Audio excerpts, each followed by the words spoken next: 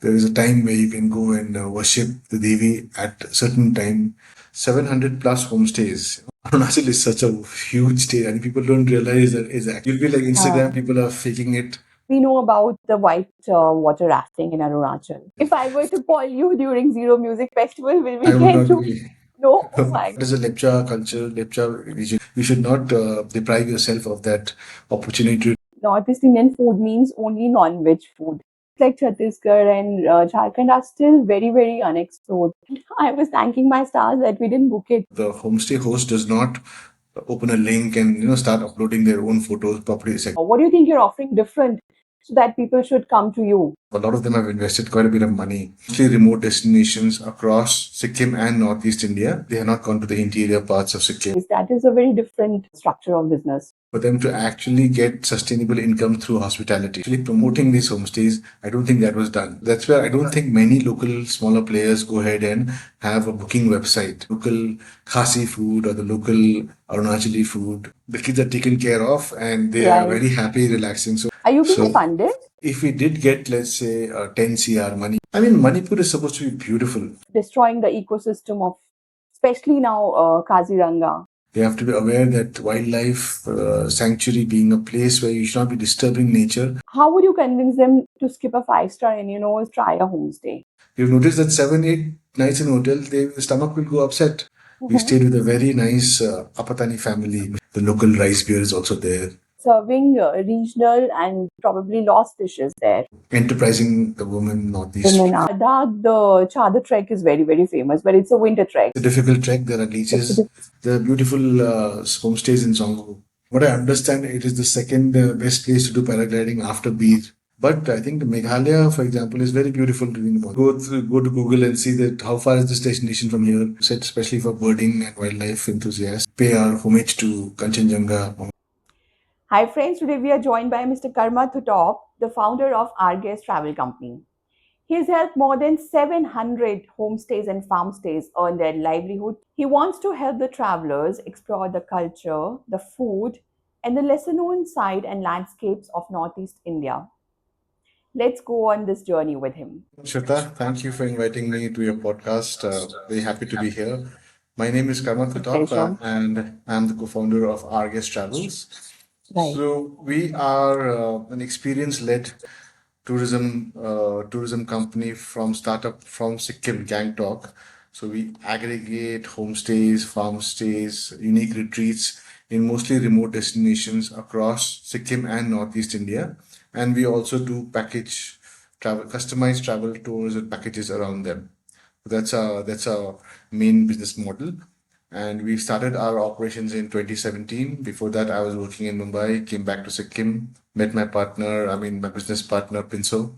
So Pinso Gyatso and myself, we both started our guest because that time when we were just going around, visiting. When I came back, I went to different places in Sikkim just to visit the state better. Earlier, I had not gone around so much, and that's when I realized that there were many beautiful places and beautiful stays, homestays, farm stays, which the more commercial, let's say OTA, they call it, right? Like Booking.com and others were not promoting it so much. The travel agents, mostly in the cities like Kolkata, Delhi, they were not, obviously, they had not gone to the interior parts of Sikkim. And so, hence, these places were left out. And we felt like this is a loss for both the traveler, because the traveler doesn't get to see the more beautiful sides, I think, of Sikkim and experience local hospitality and see the unique destinations. And also from the point of these homestays, because they do have, a lot of them have invested quite a bit of money in developing it, and they're very good hosts because they have lesser rooms, they're living with the family, they're waiting for the guests to come. I think they were not getting enough bookings, and most of the bookings were coming from hotel spillovers from different hotels, and when the hotel gets booked out and then they get it. So that's why we felt like these something like this deserved a platform on its own where it could connect them better and give a better experience to both the homestay owner as well as the traveler who's coming in from the cities. Right. So, Karma, how did this idea of aggregating homestays come to your mind? What was the starting point? Because starting a homestay is one thing, aggregating platform for homestays, that is a very different structure of business. Like I mentioned, I came back in 2017, and what happened in, I think it was about 2013, if I'm not mistaken, the government of Sikkim actually gave out about 700 plus homestays. That was actually a two-bedroom hall kitchen kind of a place to different 700 people plus people around Sikkim, including the interiors of Sikkim, Okay. for them to actually get sustainable income through hospitality. Okay. So it was So a lot government initiative. it was a government initiative. Okay. So they built, like I said, 700 plus homestays in different parts of Sikkim. And people had a lot of expectations. They put in more money and improved it actually and made it much better also. But I think the Right. second part of actually promoting these homestays, I don't think that was done. I think that's where when we went around, we saw a lot of these stays were empty or being used as a storeroom or another stay for the family, those kind of Oh, things. We felt okay. like this is not good because some of the Right. regions were really nice, and we felt we should do something about promoting these things, and that's how the idea of promoting homestays, farm stays, even retreats we promote. So it's not just Hmm. homestays, but that has given, I think, a lot of satisfaction to us, and it's been an incredible journey since. So, these days, especially with social media, a lot of other aggregators are there in the market. And then there are hotels opening everywhere, big and small. So, how do you, in such a market, in such a competitive market, what do you think you're offering different so that people should come to you, to our guest? So I think primarily we focus on Northeast currently. So Right, 8 states of Northeast. So we haven't ventured out so much towards the North India, South India, because of course we know there's a lot of competition there. First right. of all, we want to actually solidify, let's say, our market here in Northeast. And unlike, let's say, a Booking.com or a Airbnb, we don't, in our case, the homestay host does not open a link and start uploading their own photos, property, etc. We actually visit the place, we take the photos, and our own team uploads the property on our website. So in terms of safety, reliability, it is much better as compared to the other larger OTAs because of course for a lot of them the room inventory matters, and a hotel gives a much more business as compared to a homestay which you have to find and aggregate in various remote parts of Northeast. So I don't think it makes so much business sense for them, Mhm. and hence the focus is not so much on this side. But for us, it is one of our unique selling points that we actually go to these remote places and aggregate and find them and then upload them on our website. And as compared to the smaller players, what happens is that it requires a lot of capital to Hmm. develop a good website from where you can book. And most of the people, rightly or wrongly, don't go ahead with that step because even when we're looking for funding and talking to people to give us some money for developing this, they say you're going to compete with Airbnb, Booking.com. Who's going to book through your True, website, right? The true, true, same true. question goes to a lot of smaller players also. So That's they quite a do pondering. Yeah, yeah, so they it's do a pondering. aggregate the homestays, but you don't actually have a portal which is as similar in terms of convenience, in terms of UI, UX to Booking.com, and where you can book. So that's where I don't think many local smaller players go ahead and have a booking website.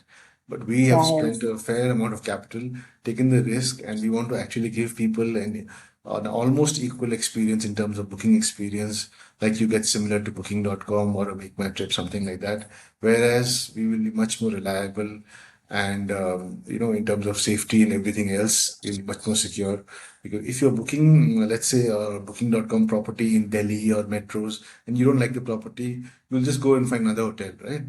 But here, if you're in some remote part of Arunachal Pradesh, and most probably there are only one or two of those properties in that area, and you don't like, or for some reason it's overbooked, or it's not like what it was shown online, Right. then I mean, if you're calling the customer support, they will either take you to Amsterdam or the line will go to Singapore. So That that's why, has actually happened with me. Recently we went to a remote place in Rajasthan. We looked for this homestay and it had good reviews. 1%, there was this hunch that I should not book it now. I will book it when we reach there, or just a day before that. Honestly, when we reached there, it was in the middle of nowhere. And I was thanking my stars that we didn't book it. So there is always this hesitation that, when we're going to Northeast, to any of the states in Northeast, the place we are staying should be good. How do you decide that which places or which homestays to promote? So most of the time, I think our criteria is definitely that it should be a comfortable stay. That I think I mean attached bathroom is something that we look for. Mostly, Right, we try and avoid pay properties without attached bathroom because right, most of our clients are actually either couples or families. right. Currently, it's not so much backpackers as such, I think. So we cater to that kind of audience, and we a lot of times we discuss that actually it should be a stay where the homestay itself can be a destination. Many times you travel to a certain place and just stay in a hotel so that you go and visit the place. But we have realized that many times repeat people come to the same destination just for the homestay and the family And experience, just the to food. relax. Yes. A Yes, lot of travelers are there who just don't want to explore every day, don't want to step out yes, every yes. day. They just want to relax. Yes. Yeah. So So, that's one of the things we look for. right. So, coming to that, what is the category of homestays that you have? I mean, do you also offer premium and luxury homestays? I mean, what's the price range as well? If So I think it one starts book from through you. close to about 2,000 rupees per night for two people. It So, goes that's up very to reasonable. That's very, very reasonable. 10,000 plus also. There are a lot of family and So, they're heritage homestays. It huh, goes up. So, premium I mean, ones the as well. criteria is in terms of the host should be good, the experience should be good. I think that's Right, one of the things we look for. And like I said, an attached bathroom is something that we try and focus right. on, those kind of things. But no premium luxuries like, there's swimming pool, there is, sometimes in very premium homestays, there's chef on demand, etc.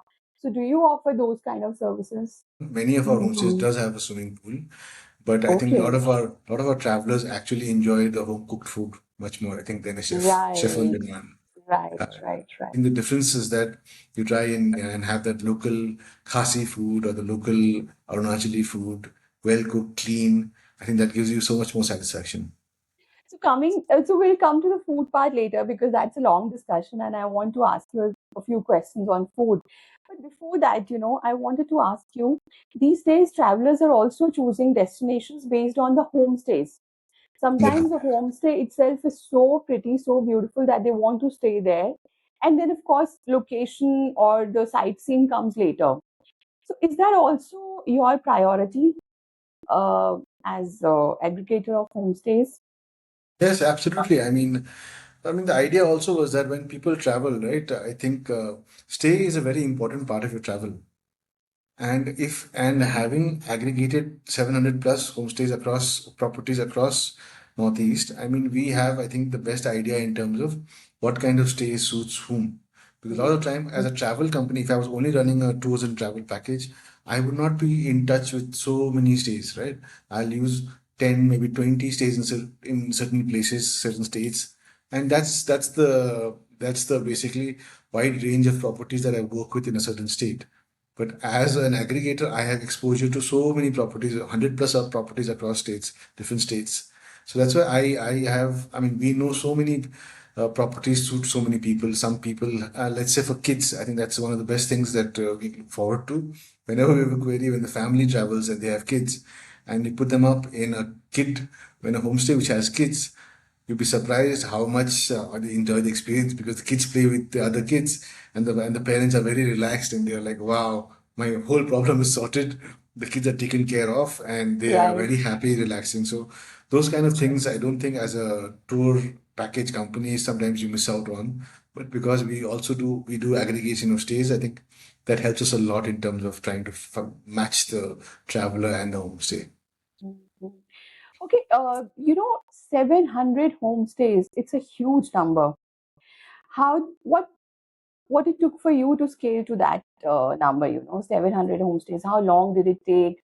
What kind of funds are required? What kind of manpower is required? 9 years, 9 years. 9 years. Oh my So God. it's not been a 1 year suddenly we aggregate everything and put it up. So it's Mm. been we travel a lot. I think very often we have people in different states that work for us. So they also go around. They know about the local homestays that come up, local properties that are good. So it takes a lot of money as well. I think we have spent a good amount of money in terms of aggregating them, traveling, to the scouting. Are you being So funded? Are you being funded? we have got some funds from Northeast Venture Fund, from Right. IIM, CIP, and lately we are talking Okay. to some investors as well. So we have Okay. got some money that way. And we Right. put all of that into building this platform, scouting for locations and hiring people to get us the best properties possible. Suppose you get a huge investment of, say, 50 CR. What would you do with that kind of a money? Or do you even require that kind of a money? I don't think we require 50 CR. I mean, to be honest with you, we don't have any plans to actually use 50 CR money. But if we did get, let's say, 10 CR money, I mean, even then, I don't think we would scale like the way, let's say, a booking.com or, like I said, we want our own people to go and find the properties and then put them up on the website. So we would probably hire more people in various states. Let's say, I mean, there are places in Uttarakhand, Himachal we want to expand to. We did try a little bit about Kashmir, Ladakh. Of course, down south is Kerala and a lot of interiors, including Chhattisgarh, all these places we would want to. But I don't think we are looking to scale just for the sake of scaling. I think we don't want to lose our thing of authenticity. So I think we would want to scale in terms of hiring more people, finding better properties, getting them to travel more, and at the same time working on our brand. I think brand is very important. We're a very small company. A lot of people don't know about our guest, so we have to get people to know about us. So I think we would require a fair amount of money to actually get people to know about us and then trust, because at the end of the day, when they come to our website and they're about to book, they'll think which company is this. I mean, that hesitation is much less when you're booking with Airbnb or something, because it's a well-known brand. But I think that is something that we need to aspire to be in terms of branding, marketing, and that's where we'll spend a lot of money to get that brand awareness. So tell me something, out of the 8 states in Northeast, which is the least explored? I mean, Manipur is supposed to be beautiful. I've not gone there. Yeah. Of course, there are a lot of difficulties right now. There are a lot of things going on Mm-hmm. there. But actually speaking, we have heard so much, and my wife did her actually college from Manipur. So Okay. she has told me so much about it. I think there's so much beauty there. As Right. and when hopefully things get better, I see a lot of potential in Manipur. I think In it's going to Manipur. really pick up, and that would be really good for a state which has gone through so much. I think for Although tourism, geographically it's a very small state. it's a small state, but it is a wide. I mean, there are Loktak Lake. There are so many things there, and the cuisine is, Loktak is very famous. Yes. yeah, Yes. cuisine is very Mm. nice. Like I said, I have not been there, but that's really high on my list. As and when So things you're get not better, operating in Manipur. no, we're not No. operating in Manipur. I Okay. think that's Right. something Right. that we would love to operate when things get better there. Right. Right. And you were mentioning, states like Chhattisgarh. So, Chhattisgarh, Jharkhand, these two states also. I mean, you were also mentioning Kerala, but I think Kerala is too much out there. But some states like Chhattisgarh and Jharkhand are still very, very unexplored. So, I mean, first and foremost, I think we would, like I said, we want to get better in Northeast. We want to be a bigger player in Northeast. I think then we look to expand, and as we look for more remote rural destinations which are beautiful, which have really nice, unique stays. I think like Chhattisgarh, Jharkhand is right out there, and we would want more people to visit those places. We'll go around scouting and identify and promote these more rural and beautiful, authentic stays. I think currently, like I said, we haven't gone around that side and visited, but I think that will be in a pipeline going like a few days down the line. Hmm. How do you think these huge properties, they kind of destroying the ecosystem of, especially now, Kaziranga, or maybe Northeast in general? Yeah, I mean, I don't think. I mean, there are really good properties already in Kaziranga. Of course, I mean, a five-star coming in. Maybe there are people who want to come there with ultra luxury, who want to experience ultra luxury. I think in that case, maybe a five-star does make sense. But whatever properties coming up in this region, they have to be aware of the ecology of that region. They have to be aware that wildlife sanctuary being a place where you should not be disturbing nature. That's something that has to be right up there, and that is something that they have to definitely keep in mind when they're building something like this. I think if they are going to do that and then build the five-star after getting all the environmental clearances and making sure that that's not affecting the environment, then I don't think I have anything against it, because at the end of the day, I mean, if there are people who want to come there and enjoy luxury, I'm no one to tell them to only stay in homestays or that kind of thing. And I think sometimes what happens is a five-star coming into place also does get more limelight to the area, and it does develop in a certain way. But I mean, Kaziranga already has beautiful, nice, very nice resorts. So it's not like they don't have.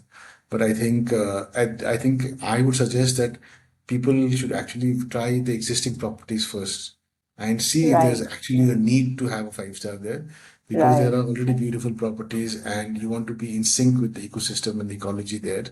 And even if that's not enough, tomorrow, if there are very high-end tourists who want to come there, then it's something that maybe you can look at, one or two perhaps, but I don't think many five stars would make too much sense Mm, to disturb the mm. entire eco balance.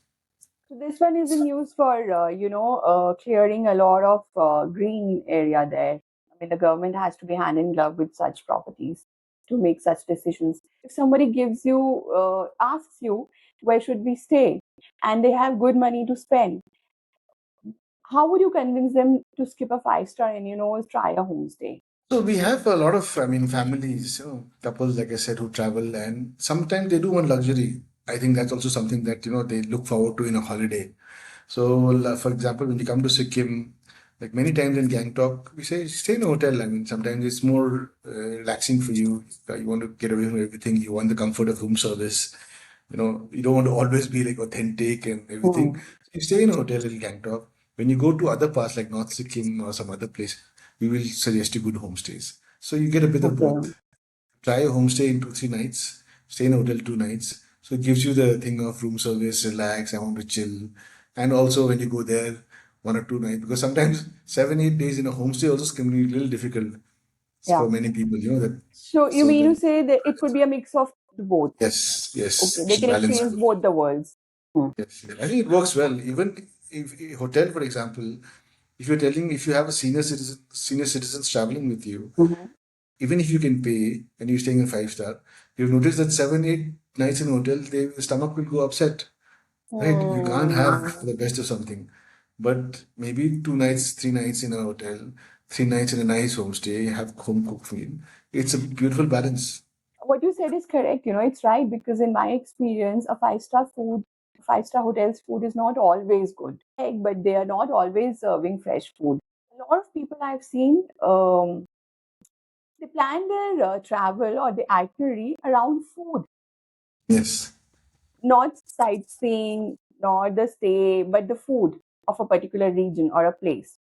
Please tell us something about food of Northeast India. It could be any of the states, it could be collectively Northeast. And, personally, my point of view is that Northeast Indian food means only non veg food. No, I think, I mean, it is, there's so many different palates, I think, that, Northeast food caters to. Right. Some Sikkim side, I think, is a little different as compared to, let's say, Meghalaya, Nagaland, right? Arunachal, definitely. So different people cater to different tastes, that kind.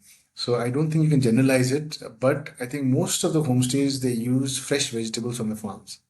So Mhm. it also depends on what time of the year you come in, because a lot of these, like I said, Okay. it's fresh from the farm. So in Right. some seasons something is there, and some seasons something is not there. But it does give a lot of satisfaction to people who are willing to try a little bit, because I don't think you get these kind of food in the cities, right? For example, in Not Sikkim, at all. No, no, no. there is some there are a lot of places in the villages where you get very different food. And sometimes what happens is, even when people stay in hotels, we have that you stay in a hotel, you can still go to a nice homestay, have a nice meal, come back. We're not telling you to Right. stay in homestay itself. We can Mhm. also organize a nice homestay meal, a village meal, small walk there. So that is also you can experience, because you shouldn't limit yourself, and you should not deprive yourself of that opportunity to actually like try local food. Because food is a big, I think, a big reason for people to travel, like you mentioned nowadays. So it varies, and even for vegetarian, I think there are a lot of options, because Okay. yeah, Even vegetables for have grown, I vegetarian. think, in most fields. A lot of options across Northeast. And now that people are becoming more open to hosting travelers, I think more and more they have customized their cuisine also, in terms, especially when they're presenting it to the travelers Right, as a veg right, cuisine. right. In fact, in a Mm-hmm. lot of places in North Sikkim, a lot of hotels you notice all vegetarian hotels, even Oh, though is it? the locals in Okay. North Sikkim do eat non-veg mostly, but Right. because the guests come, right, and a lot of them actually have this preference for vegetarian meals. I think they do. they do brand it as a vegetarian hotel. So a lot of places it doesn't become problem. It's changed. Okay. Okay. Would you be able to name two or three dishes which are very, very popular now that we're talking of Sikkim? Like I mentioned, zongu was there, right? Khuri is buckwheat cottage cheese that they wrap it up like a wrap, and so it is very nice, especially during the morning breakfast time. It's quite Okay. different. So Uh-huh. that you have it with tea, it tastes it is very nice. And I think in terms of dishes, like when we went to this homestay called Zero Homestay, which is in Zero, we Mm-hmm. stayed with a very nice Apatani family, Mr. Mm-hmm. Chadda. If you look up SIIRO Homestay in Zero, it is one of the best homestays that we visited. It's a nice, they have a small cottage outside and there are, I think, 4 rooms. So the attached bathroom. And then they welcome you and they serve a whole buffet of really amazing food that you get Right. to eat, which is local food. I think it's not very different in terms of there is dal generally, and there is vegetables, and then the Mm-hmm. meat is cooked in a certain way. Right. So, but I think that whole thing of having the food in kitchen, like they have, right, or in the kitchen, hearing stories about the Patani culture, how it is, I think that itself not only makes the food beautiful, but that's Mm. something you will remember when you go back as well. Like a food trail or cultural trail. Do you also have those kind of suggestions for your travelers? So, I Like mean, you said, you can stay. They can stay with the Apatani family. Now it's a very famous tribe from Arunachal. What about a day with tribals of Arunachal or tribals of Sikkim? Do you also suggest such trails? so when you stay in a certain region, like I was talking about Zongu, right? I mean, that is a Lepcha culture, Lepcha region. People of Lepcha origin, they stay there. So automatically you will be experiencing the culture and food, local food when you stay there. One of the Okay. best ways to experience the culture and food actually is to stay in a homestay. I did mention that you can stay in a hotel and go, but I think that's a half thing that you just go No, eat and no, come. no. But that That doesn't won't give you complete that the kind of experience, huh? yeah, but when you stay there for at least 2 nights, interact with them, listen to the story, I think that makes it much better. So if somebody is really interested in experiencing the culture of a certain region, we will curate their journey across certain homestays, which we believe will give them the best experience for that. Any particular thing that they should try if they're only there for 2 or 3 days? And I somebody mean, who's not been to Northeast ever. 3 days is very less.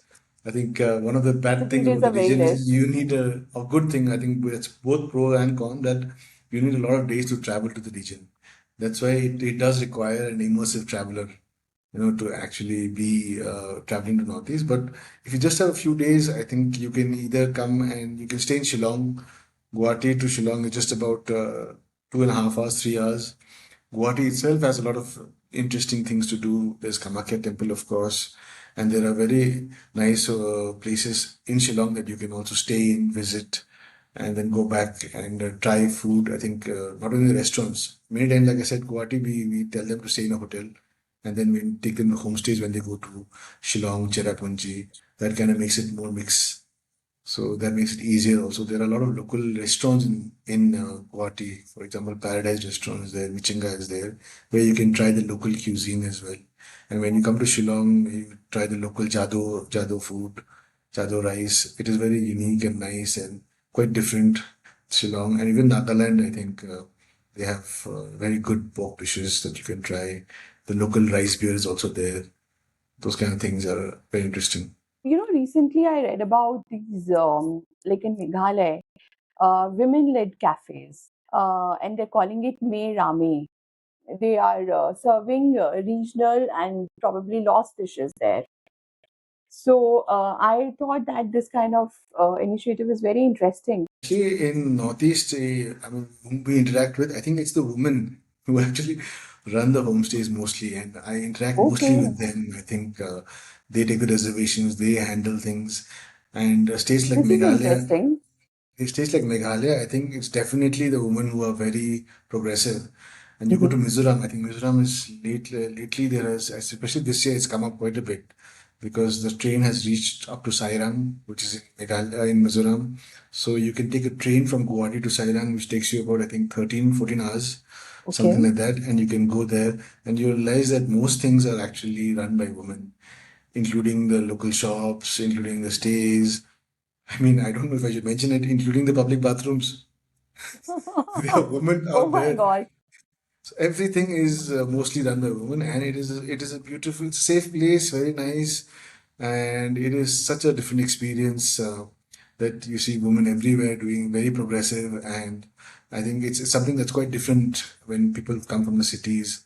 They realize that how much proactive, how enterprising the women northeast Women people. are. I mean, I think Right, 85% of the vendors will be women when you travel to Mizoram, especially. You right, should travel right, right. sometime. It is safe, it's nice, and it is a very beautiful place. It's coming up. Lot of tribal communities there are matriarchal, I guess. Yes, Which yes, is yes. not the case with most of the India. But that also differentiates Northeast and its culture a lot because a lot of, like you said, women are enterprising and a lot of decisions are made by women there. A lot of people know go to say Himachal or Uttarakhand or even Kashmir nowadays for trekking. Would you recommend a few treks from Northeast and which are not very famous? Arunachal, I know for sure, is Yes, one Arunachal has beautiful, destination. beautiful treks. I think there is the Seven Lakes treks. I think it's some in Anini. From Anini, you go up, and it is a difficult trek. It is a pretty difficult. I have myself haven't done it, but we have read a lot about it. We've interacted with the people out there, and a lot of curiosity that people have regarding this trek because not only the fact that it is in a remote region of Arunachal, but what happens with other treks, right? Like for example, the Great Lakes Kashmir trek and everything. Our Yeah. feedback has been that there are so many people who visit that even though the trek is good, the route is very nice, beautiful, but when you have, I mean, so many people with you trekking, it defeats the whole purpose of you being Oh, in but nature. Great Lakes trek is very difficult, I have heard. Still, it is You very have crowded. It is very crowded. I mean, Oh my God. you should That's a I revelation. don't try it out there. So that's why I think many of the trekkers, season trekkers, they look for places where there's less crowd. I think Hmm. that's very important. Though that's why some treks in Arunachal are doing really well. The AO Valley trek, like I said, Seven Lakes trek. Even in Mhm. Sikkim, there's Pokte Dara trek. There was before the floods came, there was very nice Green Lake trek from Lachin, North Sikkim. So these treks are not only beautiful and let's say more untouched as compared to the others, but because they have less visitors, it's a much better experience because that 6 7 days when you're trekking, you want to be lost in the wilderness, away from everything, sometimes even from network and everything, right? You just want to lose yourself to the trek. So that time, it's not a very pleasant experience when you have a lot of people on the way and Sure. crowded place that you're walking in. Yes, yes, So yes. it holds a lot of uniqueness that way and attractive to people to trek this side. But nowadays even Everest is so crowded. What are Yes, we yes. talking about I other mean, treks? I don't think Everest is something that I would think a person to trek to actually go to wilderness and everything is looking for. Right. That's not the place to go. Like, in Ladakh, the Chadar trek is very, very famous, but it's a winter trek. So, are there any winter treks or summer treks specifically in Northeast as well? So in Sikkim, the trekking season is actually April, May, and April, then May. Okay. yeah, and then So October, that's like November. neither here nor there, nor very summer, nor Yeah, neither summers nor October, winters. November is again the season, right? There are two seasons like that. So what Okay. happens in Arunachal, like I mentioned, several leagues trek right now is the time. Even though there are a lot of rains, people trek right now because otherwise it's too cold and there's a lot of snow that side. It becomes difficult. Oh, So once the snow melts, then you can trek. So those are the things, actually factors that affect what time you can trek. So I think okay. that's why right now is the season if you want to go to Aniki and trek out there. But like you That's said, it's monsoon season, so it's monsoon. It's a difficult trek. There are it's a leeches, different. Hmm. but yeah, for the person who's willing to, I mean, bear all that, I think it gives Right. you a very rewarding experience. How many days trek is it? Say 7 days trek. 7 days. Okay. Okay. That's quite a long trek. Only I think, like you said, the season travelers or the trekkers would be able to do it, Yes, not yes. the yeah, not the greenhorns. Cultural trails that somebody who's coming to Northeast for the first time should experience. It's a must experience. In Zero, there was Zero, of Zero course, the Homestay, which Zero was Valley. really very Huh. nice experience. I think People should definitely go there. I think winter time is quite nice if you're looking for cold weather. That's a great time to go. I don't think you will get rooms during the festival, music festival. It gets sold out, so that's not a good time actually if you just Mm-hmm. want to Mm-hmm. experience that thing. So then there are places, let's say in You Sikkim, think like, around a music festival, it's not a good idea to explore? because a lot of people come there. I Right. mean, Zero generally is we very have famous now. zero famous, and you won't get Yeah. rooms also. I think we get calls, but Oh, of course they get sold out very fast, and if I were to call you during Zero Music Festival, will we I would get not rooms? be No. Oh my God. It's because it gets that. sold out very fast. Okay. How long in advance do people book for Zero? At least 3 months. 3 months. Okay. Okay.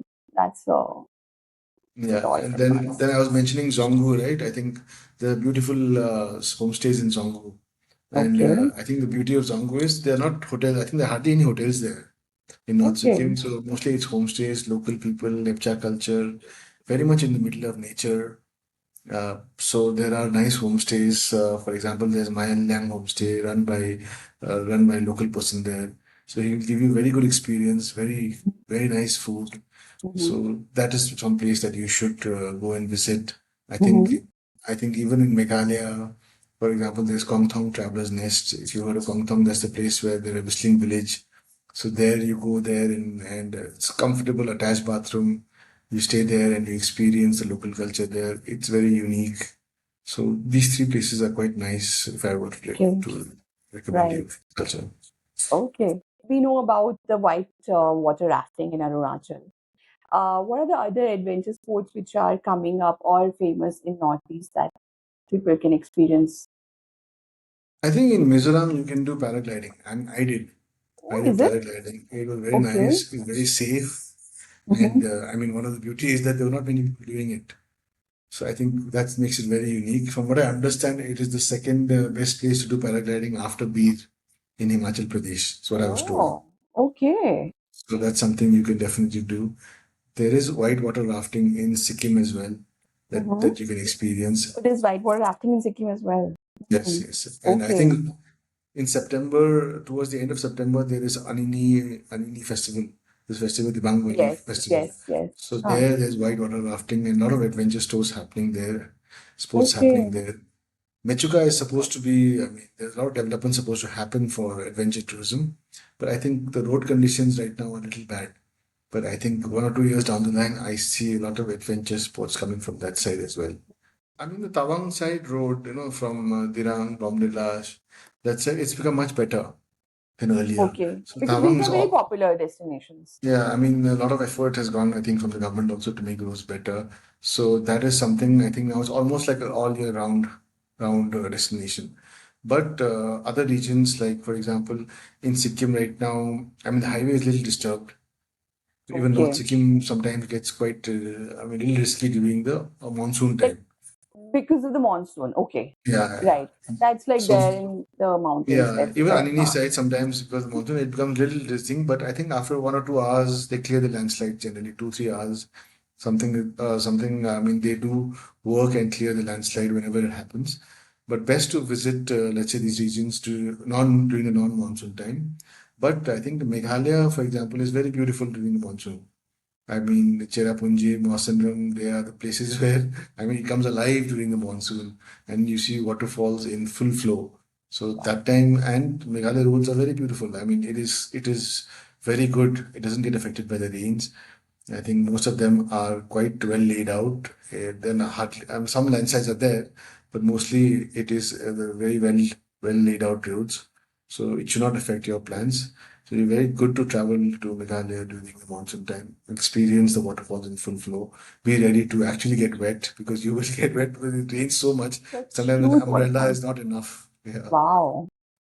So that, what I that's gather from our conversation is that you're saying there's no particular season to experience Northeast, you know. I mean, different seasons have different things to offer. One can even yeah. plan a trip in monsoons. Different places, like I said, Meghalaya is a very good time to travel in monsoon. Right. So And likewise. so is March. But not really in peak winters, not in December, January. There's nothing much to do or No, see. Peak Filter is also very good. I think what you see, the Tauki clear crystal lake, Oh, still that's in clearing. winters. That is in winters. That's not Okay. during monsoon. If you go to a monsoon, you will see muddy water, and Muddy. Yes, yes, yes. you'll be like Instagram Huh. people are faking it. But when you go in January, then you'll see clear water. So it is different Okay. times. You'll see different things. So if for Right. January also people go there. I think there's caving adventure sports you mentioned. There's caving in Meghalaya during the winter's time. It Mhm, doesn't happen during the rainy season. mhm, And even Kaziranga and all, it's much better towards the winter time. hmm, hmm, hmm. Different So, places, different times. and do you also provide the cab in the car facilities? Like, do you provide end-to-end solutions or just Yes, the yes. stay? End to end, apart from the flights. If you go to our website, we have a lot of content. I think that's one of the things that we try and differentiate because people Right. find us through our content. Mm-hmm. Whatever we know, we try and put it out there. And like I said, many people actually are still skeptical about traveling northeast because they have this thing whether it's safe, how is it? I'm vegetarian, my kids are coming with me. How will it be? How much travel will it be? So we need to put out a lot of content out there. I think we need to be out there a lot in terms of podcasts like yours and other places to actually educate people, to inform people that now Right. this is a beautiful place that you can travel to. It's safe. I mean, the tourism is growing year on year. So it's definitely a must visit and it's absolutely fine to visit these places. So we do put out a lot of content. I think my suggestion would be you should talk to a travel agent sometimes and, discuss with them what is that you want to do because they will charge a little bit extra, maybe like something, but that small money will give you a much better experience, holistic Yeah, because experience. they are Yeah. the people who are there on the ground and they know the Yes. reality. They know the everyday things there. A Okay. lot of times what happens is they change the itinerary. I mean, because sometimes you book the car yourself, you do itinerary through Chat GPT or whatever it is. I Then planned you, one itinerary recently through ChatGPT, but I must tell you the itinerary was good. However, all the bookings we did through local people. They can only tell you the itinerary and nothing else. so, I mean, people go to Google and see that how far is this destination from here, and they don't realize that that's not the true time. And then there's a lot of traveling. I should have spent an extra night here. I should have planned it first this place, then that Exactly. place. Yeah, yeah. So it is, I think, a better idea, in my opinion, to actually speak to a local, get the There's thing a from lot of them. local factors involved, when Yes, you're yes. traveling. You can't always depend on Google Maps and Chat GPT because True, true, true. it's 1 or 2 holidays you take in a year with your family sometimes, and Of you course. want to get the best thing. I think the way Yes, they say. yes, yes. And then I read a very interesting article in Nat Geo on Namdapha in Arunachal. And I was fascinated by, but this was a naturalist. He had not an Indian. He had come from abroad to search for snakes species in Namdapha. And the article was very beautiful. So my point here is, I want to ask you, apart from Kaziranga, what are the other lesser known wildlife sanctuaries that people must go to? Yeah, like you said, I think Namdapha is a beautiful. In fact, I think there are people who conduct walks there. Walk as in you walk for 5 6 days. That kind of a thing. It's not like a tour, but it's not a single walk. You walk for 5 6 days, go around the sanctuary, and then come back. So it is What a was it? very Where will you stay for 5 6 days, or are you there are suggesting they places. camp there? Yeah, in the beginning there's a cottage, and then after that you have tents there. There are some village homestays there. So you plan the Oh, itinerary around the entire forest that you're walking for 5 6 days, and it's not like a trek because it's not a very arduous. I think that's why I mentioned a walk rather than a trek. So the Namdapha is a very interesting place to explore, like you said, especially for birding and wildlife enthusiasts. Then there is, of course, Manus National Park. That's also beautiful. Manas. Yes, yes. That is Pobitara is there, wildlife sanctuary, lot of one horn rhinos. If you don't want to go to Kaziranga, I think that's something that is closer to Guwahati, I think, as compared to Kaziranga. So those kind of there are other places also that you can visit sanctuaries, wildlife sanctuaries. Right. All these So, but places. these three are in Assam, and Yes. Namdapha is, of course, in Arunachal. Any other state which has wildlife sanctuaries? I mean, in Siliguri, I mean, not Darjeeling district. Darjeeling district Okay. also there is a Mananda Wildlife Sanctuary, Mm-hmm. but it is not so famous. But still, it is nice, beautiful that people can go out there, they can visit, experience the place. So, what you're suggesting, that 5 6 days walking tour of Namdapha, I think that's only for very hardcore wildlife enthusiasts. Would you suggest for somebody who just wants to take a holiday there? Not really. It depends on what you want. I mean, I think then maybe after you take the 5 6 days trek, or not trek, walk, sorry, then Hmm. you will become a wildlife enthusiast. I think that is Okay. a good It idea can to convert you. convert you into one. A lot of people Okay. like like walking in nature. It will be away from the crowds, and you're not always in a vehicle. I think many times people complain that when you're traveling to Northeast, the distances are so long that half my time goes in the vehicle, in the That's so automobile. true. That's so true. So here you're just going to walk in nature, so that becomes quite ideal.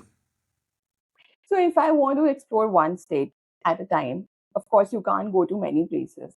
Suppose I'm going to Arunachal. What is the minimum required days for any traveler that they should have on them to explore Arunachal?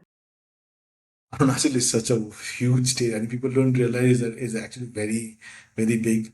I think for Tawang side, you need at least 6 7 days Oh to my visit God. that is Western Arunachal side, Right. right? Then there's Eastern Arunachal where there's Anini, Rowing, there's Namsai, which you can visit, and then there is in closer to Itanagar, there is Zero Valley, there's Mechuka also. Nowadays there is Dong Valley, which has come, which is like the first sunrise of India. Tom Valley. DONG, Dong Valley. Dong. Okay. So I think you need to require at least 3 different holidays to actually experience Arunachal. Oh, You should okay. not try and do everything in one, for So sure. the Arunachal is geographically the biggest, is it? Or is Yes, it? yes, it is the Okay. biggest. It is the biggest, largest. Okay. So what you're saying is maybe 10 to 15 days to explore any particular state. Yeah, I Uh, mean, it works. In my personal opinion, it works better when you come again and again. Sometimes 10, 15 days becomes a long time for you, okay. to stay away also. Unless like you are a very nature enthusiast and things Right, like that. right. Sometimes it becomes quite long for somebody. So I think it's better you take a 7 8 day holiday, or maybe a 10 day holiday, go back, again come back. That works Hmm. better So do it in pockets. in We can't pockets, do all at yes. once. Yeah. Okay. Mm-hmm. Because it's a hectic travel also. So you get tired by the end of the day. Because there's a lot of road travel. Yeah. Sometimes it could be stretched to what, 10 to 12 hours, 12 to 15 7 8 hours, hours, yeah, 7 7, 8 8 hours. hours. Okay. So Hornbill is very famous. Hornbill Festival, Apart from, yes. honestly, apart from Hornbill and Zero, uh, I don't know much about other festivals. So, could you name a few famous festivals from, say, Assam, Sikkim, or Meghalaya, or even I mean, Arunachal? for Sikkim, for example, I think 20th, I mean, next few days, there will be Pang Lapsol Festival. So Pang Lapsol Festival is there, which is quite beautiful. I mean, it is about how we appreciate and worship nature, Okay. about Sikkim, and it's a union how the Lepcha people and the Bhutia people also came together that time. So that bond happened, and we pay our homage to Kanchenjunga, Mount Kanchenjunga. So that's a beautiful Right. festival. Then the festivals in Mizoram. Uh, I don't know which festival, I mean, because I haven't attended that, but the various festivals that you can visit in Northeast. I think in Kamakya Temple also there is uh, there is a time where you can go and worship the Devi at a certain time, where it is much in terms of the effect it has on you, it is much higher. The various That's festivals in different Ambubachi. places. Ambachi Ambubachi. is, I'm not sure the name. Well, Manipur has very nice festivals, I think, that in those certain times. Those festivals are basically about nature worshipping, and also some of these are harvest Celebrating the history, Bihu festival in Assam, that is during the harvest time, right? harvest Yeah, festivals. yeah. Yes, Bihu is a harvest festival, of course, very famous one. So this was our conversation on travel to Northeast with Mr. Karma Thutop, the founder of our guest travel company. So if you like today's conversation, please follow us, please leave your comments, please like our video, please share our video. Thank you.